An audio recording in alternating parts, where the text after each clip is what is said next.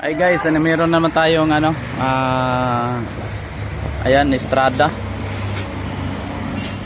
4N15 makina niya. Ayan, maagang maagang natudas yung turbo. Ayan, oh. Ayan, oh. Ayan. Ayan, bakit nga ba madaling matudas yung turbo natin, masira? Ayan, oh. Yung hot side ang nasira. Ayan siya, Estrada yan. Mavic. Ito yung dahilan na guys, hindi madalas maglinis ng filter. Ayan.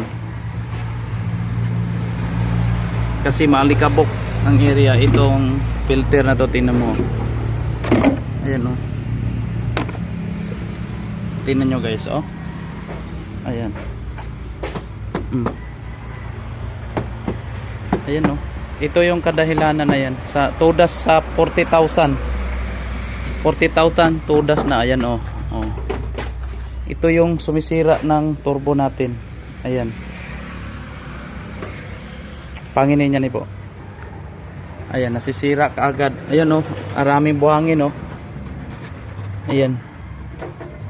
Kaya sa mga may owner ng mga Estrada na 4N15 yung makina, Mavic.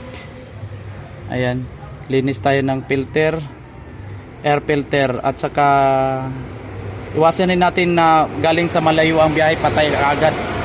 Kasi yan din kasi sira ng ating turbo. Yan, hindi basta-basta tong turbo. Mamahalin to guys, nasa 40,000 to, depende sa brand. Ayan, maagang natudas yung Estrada natin. Ayan, sayang yung pag-alaga, sana yung maintenance, kung naagahan sana, hindi sana nagkakasira yung turbo natin. And guys, salamat sa watching, and then thanks for support guys. Maraming salamat.